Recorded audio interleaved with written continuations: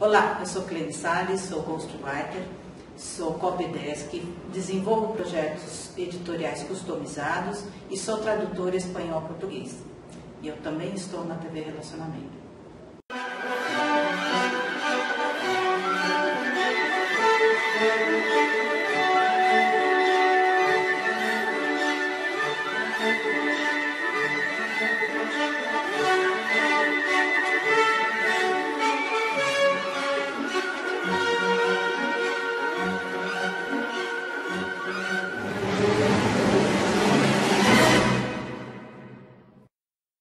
Olá, internautas, iniciamos mais um programa Quadrinhos para Quadrados e Redondos. E hoje nós temos aí um papo muito interessante com um grande profissional da área de editoração, né? Júlio Andrade. Prazer em estar. Prazer é meu, muito obrigado pelo convite. Obrigado a você. Júlio, conta um pouquinho para os nossos internautas onde você nasceu, um pouquinho da sua infância e juventude, e depois vamos ver como que você acabou entrando no mundo maravilhoso dos quadrinhos. A história é um pouco longa, porque eu tenho longos anos, né? Então tudo começou quando eu criei o mundo. Perfeito, perfeito. Adão e Eva. Você quer que chame o pessoal dos bichos ainda? Ainda não. Não. Não, eu sou de Birigui, no estado de São Paulo, pertinho de Araçatuba. Sim. E, na verdade, minha paixão pelos quadrinhos tem muito a ver com as pessoas da minha geração. A gente aprendeu, e eu estou falando isso a gente, porque eu conversei com muitos colegas. Aprendeu a ler e escrever com quadrinhos, especificamente com a revista do Pato Donald. Naquela época, os jovens que vão estar assistindo eventualmente não sabem disso, mas naquela época existia o pré-primário, depois o primário, depois o ginasial, o colegial. E eu não entrei no pré-primário porque eu não passei na provinha, vamos dizer assim, uma provinha de admissão para a escola. Então a minha mãe me ensinou a ler com a revista, com o gibi do Pato Donald. E foi com o Pato Donald que comecei a ler.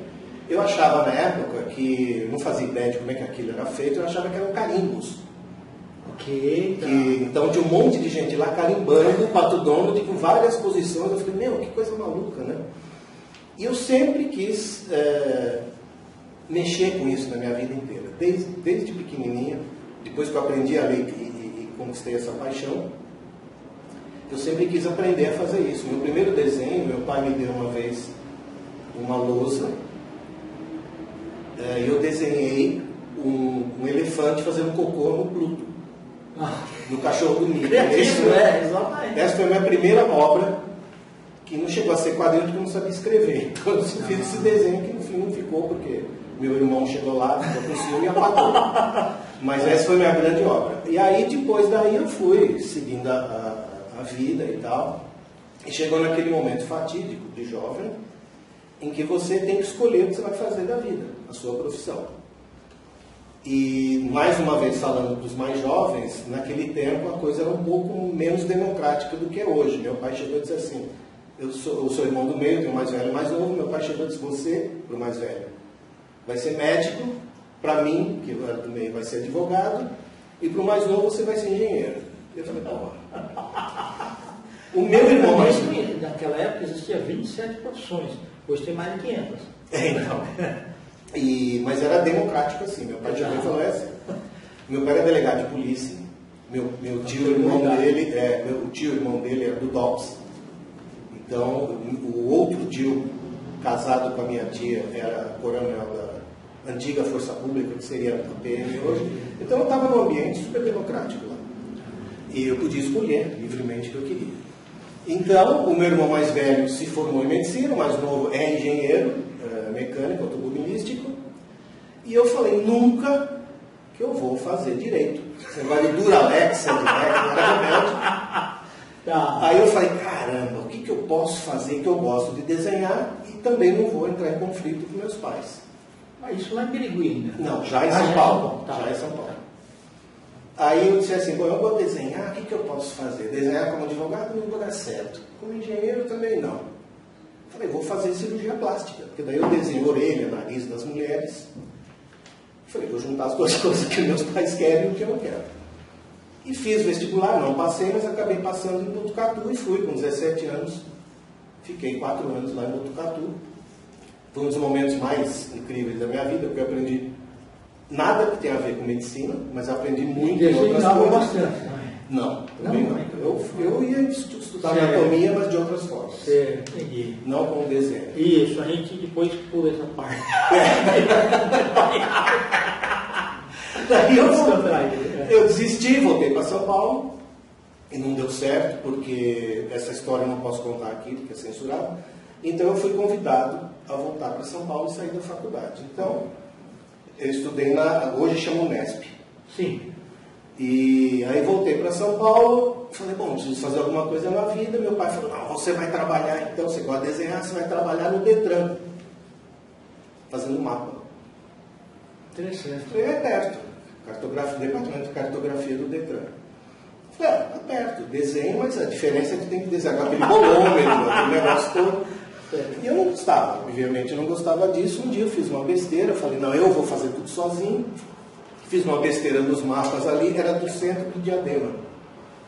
O diretor do Detran na época era o Dr. Issal Como o Ono, não me lembro. O cara que introduziu a Onda Verde na Avenida Paulista, o Coronel Fontinelli. E eu estava lá justamente nessa época, eu desenhava em papel vegetal? Papel vegetal, os mapas, com o bolômetro. Certo. Só que eu troquei a posição das setas.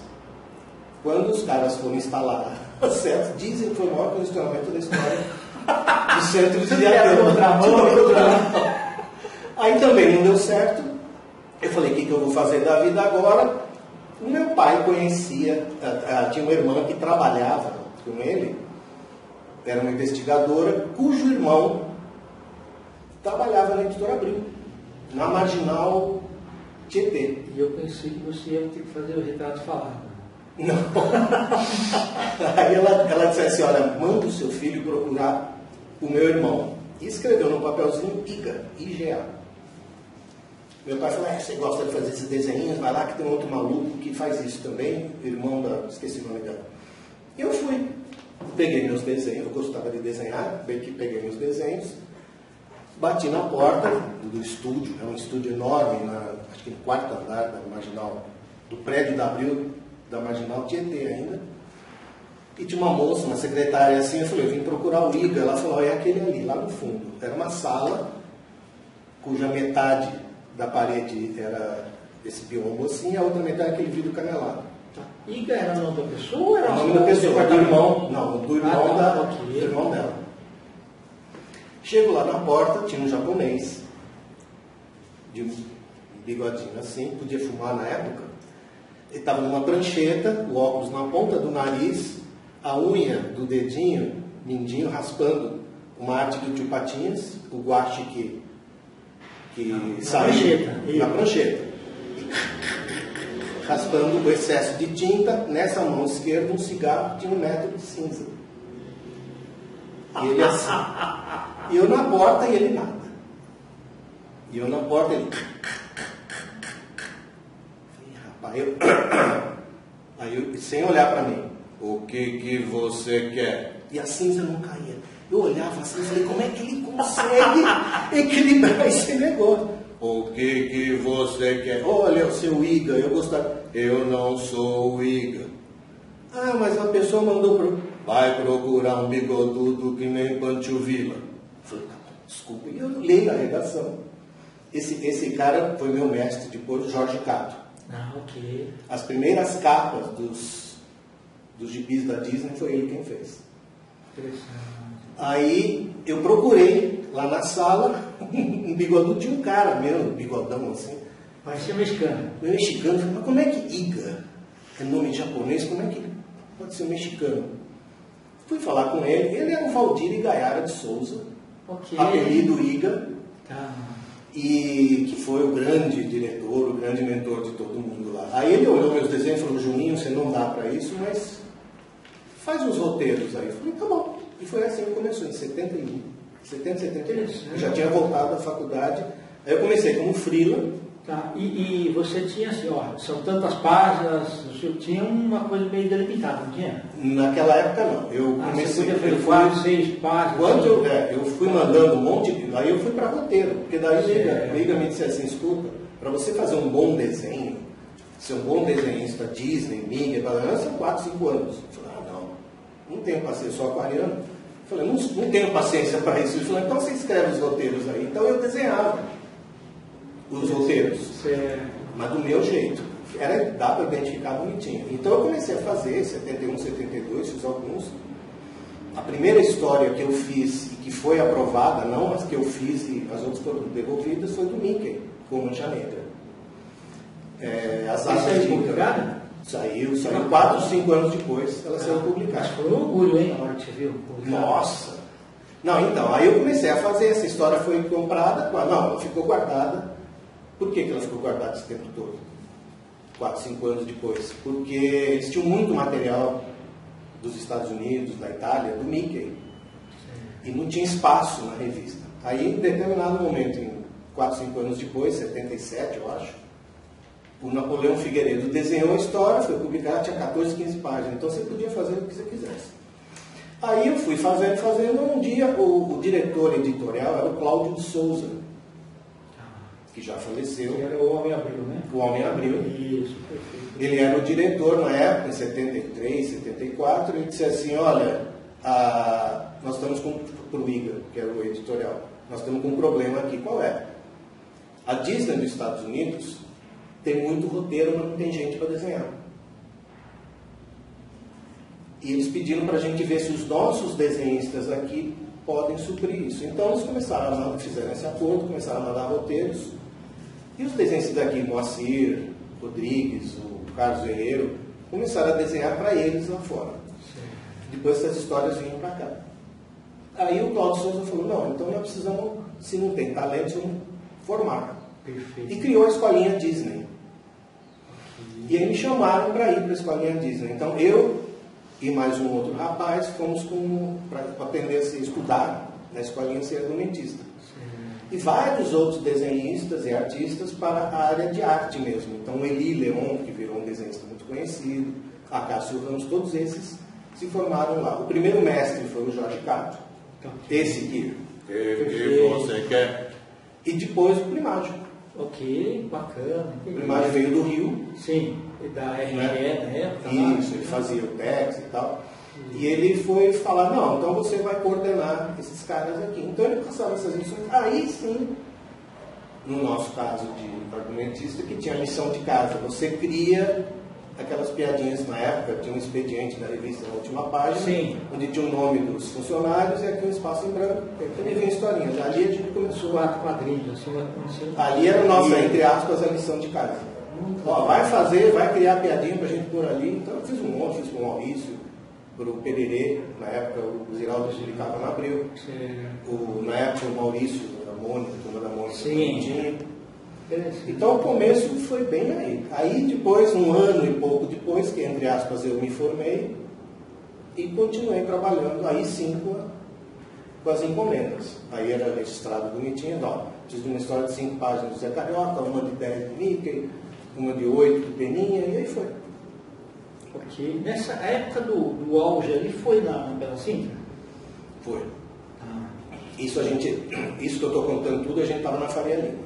Certo. Daí da Faria o negócio começou a crescer, a divisão começou a crescer muito, porque daí deixou só de publicar. Não publicava só Disney, publicava outros Maurício. Sim, perfeito. E outros personagens, super-heróis. O Thomas Edison era dessa época também?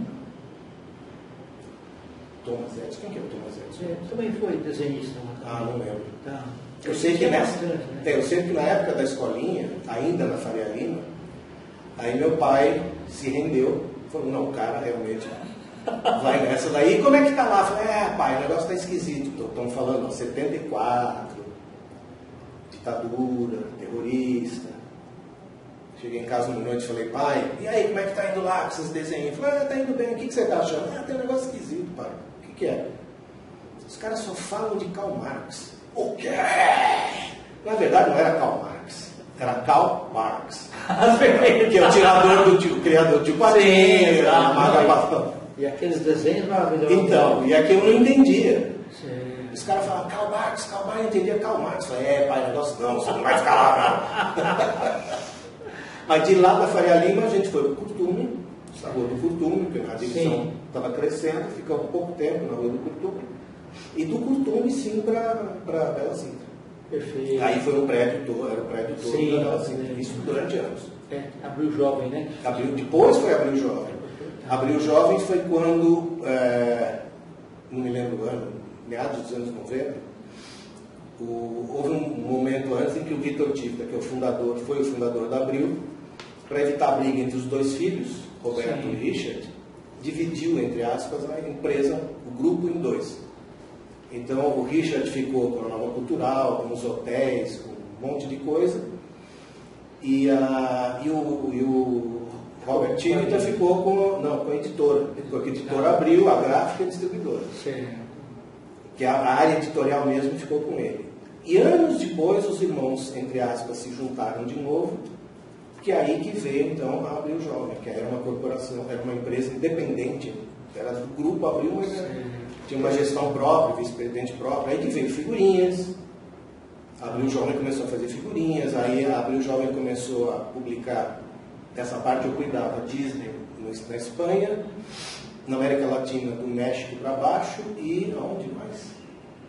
Portugal. Interessante, bacana. Aí eu cuidava das Disney, Portugal, Espanha. E aí mandava desenhos daqui para lá e troca também, né? Não, mandava só tudo para lá, traduzia. No começo eu traduzia para o lusitano, aqui com o português, Carlos Seabra, e mandava o original para lá. As outras, tanto na Espanha quanto na América Latina, era feita a tradução lá, mas toda hora eu estava lá. Antes você tem que mandar o fotolito, né? Isso.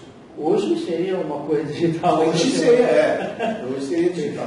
Mas isso foi durante muito tempo. Olha, eu conheci a América do Sul inteira por causa disso. Interessante. Por causa das revistas que eram lançadas. Era uma coisa interessante. Tá? Eu descobri com esse trabalho que o espanhol da América do Sul mais aproximado ao espanhol, ao castelhano da Espanha, é a Colômbia. Interessante. Porque existem palavras que querem dizer alguma coisa, sei lá, eu não vou falar aqui também o que quer dizer, mas o ônibus na Espanha, na Colômbia é uma coisa, na Argentina é outra, no Chile é outra. A palavra que quer dizer ônibus. Eu sei que você vai falar. Não vou falar. Mas em Portugal, ônibus é autobus. Trem em Portugal é comboio. Perfeito. O freio em Portugal, freio de carro, é travão.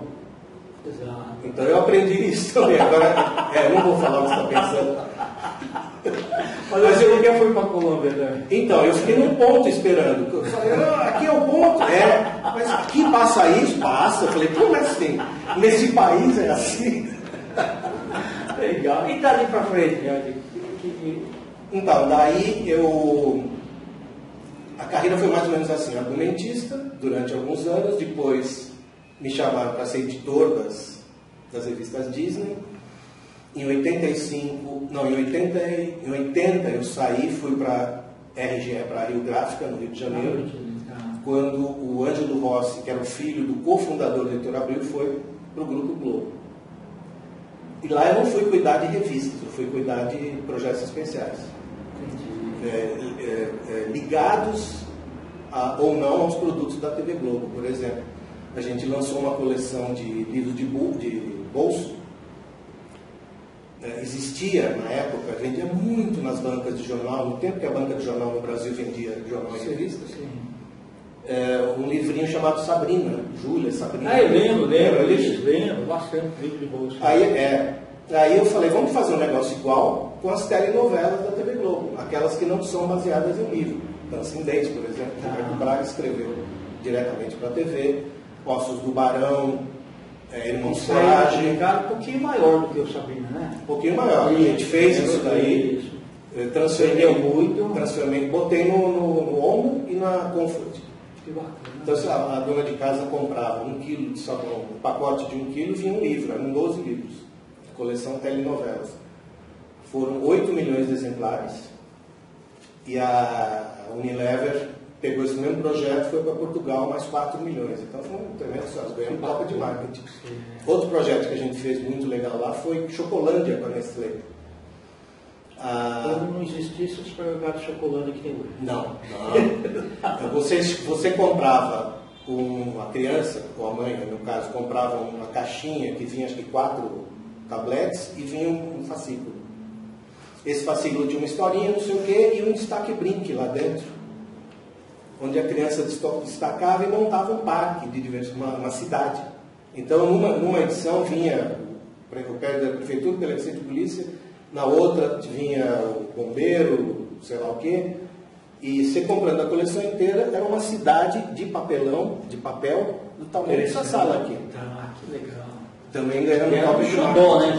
Ter aquilo lá, né? E a troca era com a loja da embalagem, dos chocolates, para você conseguir o complemento, o fascículo, era na loja americana. Então foi um movimento tanto para Nestlé quanto para loja americana. Foi um tremendo sucesso também. E aí fiz um outro projeto muito interessante, esse também com a Globo. Foi o aniversário do Pato Donald. Eu me lembro quantos anos ele estava fazendo. O cara que apresentava o Jornal Nacional era o... Cid Moreira. Não, depois dele. Que foi para o SBT, eu acho. Não. Sérgio Chapelin. Esse cara foi para o SBT. Sérgio Freitas. Enfim, não me lembro, não é um moreno. Celso Freitas. Celso Freitas. Ele apresentava o Jornal Nacional e a gente falou, vamos botar o Pato Donald falando com o Celso Freitas, ali, ao vivo, imagina. Aí estou eu lá, a gente fez a animação com autorização da Disney, o Pato Donald saía da tela, chegava o Celso Freitas e falava, aí contracenava com ele, não sei o que, era uma coisinha assim, estou fazendo não sei quantos anos, entrava um desenho, um curta-metragem. E eu estou lá no estúdio, era ainda no Jardim Botânico, e eu estou lá e o negócio, era um jornalista famoso, que ele dizia que botar o Jornal Nacional no ar era como levantar o voo num Boeing. Porque tinha, na época, não sei se tem hoje, porque faz tempo que eu não assisto televisão, tinha um toque de 8 segundos. Isso, perfeito. Sim, exatamente. E ele fala, bom, agora vai entrar. E eu falo, cadê o sujeito que vai botar o nosso desenho no ar? E nada do cara aparecer. Aí eu suando e os caras, calma, Paulista, tá tudo bem, não fica nervoso. Eu falei, como não? A Disney está envolvida, a Globo, a editora, tá todo mundo e o negócio não vai pro ar. Cadê o sujeito para apertar o botão? Tinha um cara que tinha que ir lá apertar um determinado botão, onde bota o desenho do Pato Donald lá. De repente, eu estou na sala assim, desesperado, escuto no corredor, pandeiro. Eu falei, o que é isso? Aí vem um cara de camisa do Flamengo, aquele dia tinha jogado Vasco e Flamengo, ele estava no jogo. Aí, é ele. Eu falei, porra, entra lá que o negócio vai entrar no ar, vai entrar o toque de 10 segundos, 8 segundos, sei lá o quê. Calma, Paulista. Aí o cara senta, tira o chinelo, ele aperta o botão, e agora? Aí entra o Pato Donald. É uma loucura. Depois, em 85, eu voltei para Abril. E aí eu voltei como diretor das publicações e fiquei até final de 2000, até começo do ano 2000. Interessante, que bacana. E depois você continuou gostando de quadrinhos, hein? Então, aí... Isso mesmo você fazia também? Hã? Guardar? Colecionei muito, então. Antes de eu... Na casa que eu morava antigamente, teve uma inundação, um tsunami que levou boa parte da minha coleção. Aí, tempos depois, ainda nessa casa, teve uma invasão de cupim. Aí o que sobrou, os caras tinham uma estante dos Pato Donalds. Tinha um túnel assim, daqui até o outro lado, que o cupim comeu mais embaixo aqui. Como que não comeu aqui? Não, ele só foi ali para pegar a madeira do outro lado. Aí o que sobrou eu doei para a biblioteca Centro Cultural, Vergueira. Sem cupim, né? Sem cupim. O que tinha cupim foi embora. E deram acho que 12, 13 caixas. Eu tinha livro, eu tinha um monte de coisa, porque na época a internet ainda não era tão... Exatamente. A internet entrou basicamente em 94. Então, e eu tinha as coleções da Barça, não sei o que, para as pesquisas, né? Sim. Era com isso que a gente, que nem o Barks. O Karl Barks também tinha National Geographic com o que ele fazia as pesquisas para as histórias dele. E eu copiei o Barks nisso também, não só nisso, o resto não deu. Mas nessa parte deu certo. Aí quando eu saí da Abril, eu fui fazer basicamente tradução de livros. E ainda eu faço quadrinhos, tradução para Panini, para Culturama. Que bacana. Ainda continuo com esse negócio, quer dizer, está fechando o ciclo. Ou seja, o bichinho do não, isso não para. Eu fiz muita coisa para a Pixel, quando a Pixel fez o acordo com a Rio Gráfica. Sim. E a Clean Salles e eu, que é a Clean Salles, uma grande amiga minha. Fantástica. Então, a gente fez para a Pixel e Globo a revista mensal de Star Wars. Ok. Fizemos tudo, edição, tradução, tudo. Muitos da Vertigo, que também a Pixel lançava, Luluzinha, Bolinha. Quadrinhos sempre percorrendo. E os livros, livro mesmo, de ficção, biografia, era mais ou menos a parte. Teve um determinado ano, eu não vou lembrar exatamente quando agora, quando o livro, acho que é 50 Tons de Cinza, se eu não me engano, o livro erótico fez muito sucesso. Sim. Todo mundo comprava. Até minha filha mais velha tentou ler. Ela detesta ler, mas ela leu até aquilo lá, ela leu. E as editoras outras todas entraram nesse veio de literatura erótica. Eram pilhas de livros. A gente via na livraria, pilha, literalmente pilha, de 1 metro, 1,5 metro de livro. E naquele ano e no ano seguinte, eu fiz traduzi 28 livros eróticos para diferentes editoras. Puxa, que uma coisa maluca. E eu gostava, porque eu falava, vamos ver se eu aprendo, né? Mas era tudo a mesma coisa. Então, eu falei, puxa vida, não tem criatividade esse negócio. Mas não aprendi, não. Com isso eu não aprendi. Inclusive, o título verdadeiro deve ser 50 tons do Sr. Grey, né? Do Sr. Grey, Mas na área da Abril, na Abril, a gente fez algumas coisas interessantes. Por exemplo, tinha um seriado que foi muito famoso na TV Globo, que era a Família Dinossauros. Isso.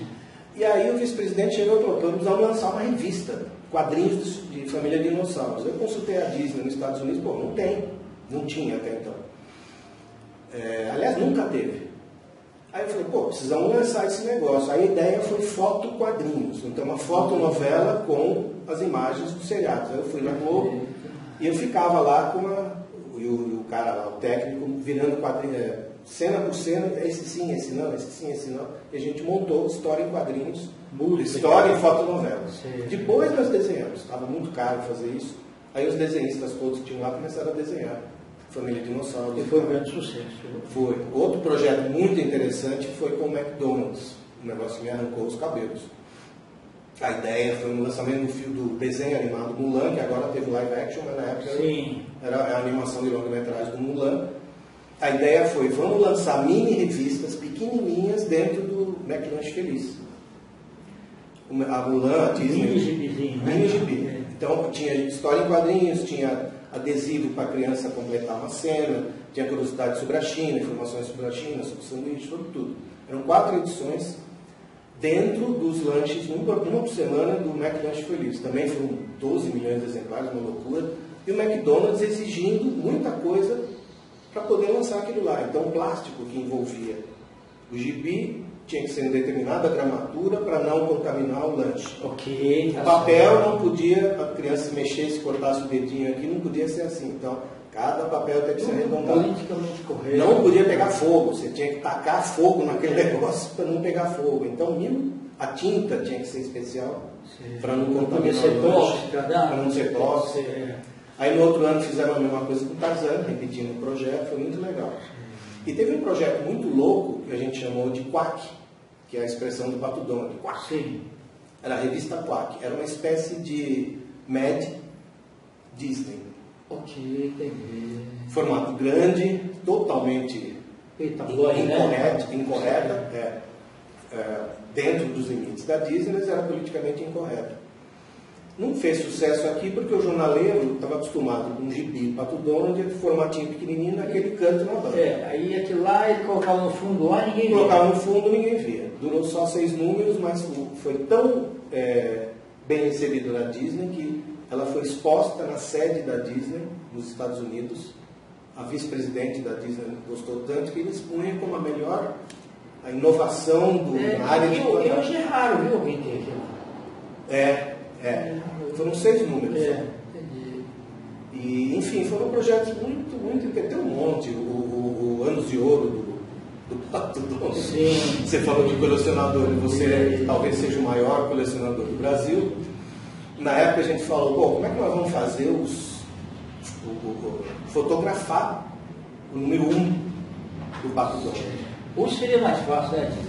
Imagina. Verdade. Na época era aquele scanner mesa, grandão da gráfica, e tinha que desmontar, tinha que abrir a revista. Sim. Aí o seu Vitor, acho que era vivo ainda, alguém lá do seu Vitor, o Roberto, falou, não, vocês não vão pegar do nosso arquivo eterno, porque abriu, tinha, não sei o que foi, levou 1 ou 2 exemplares de todas as publicações da Abril.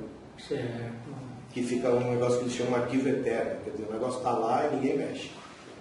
Falei, como é que nós vamos fazer? Aí chamamos o Igor, falou com vários colecionadores para emprestar. Ninguém quis emprestar.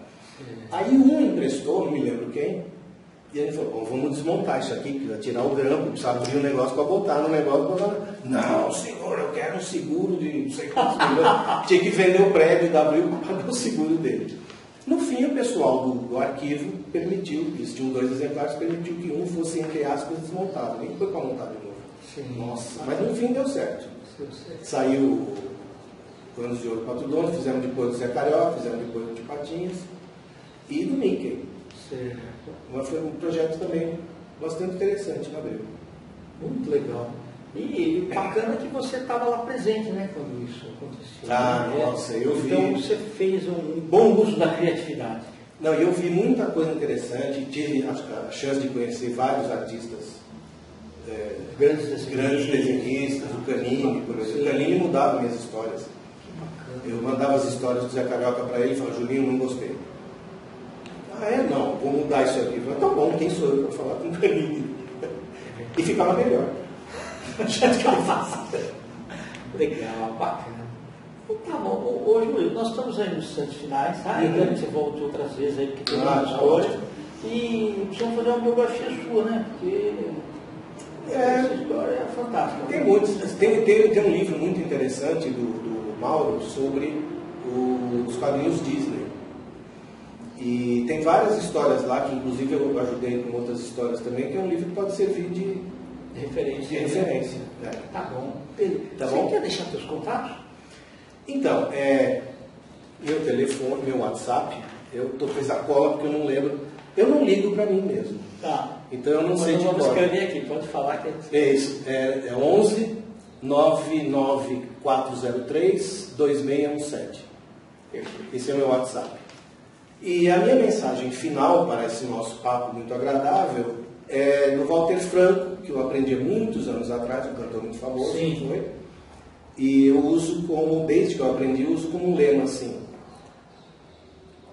O importante é manter a mente certa, a espinha ereta e o coração tranquilo.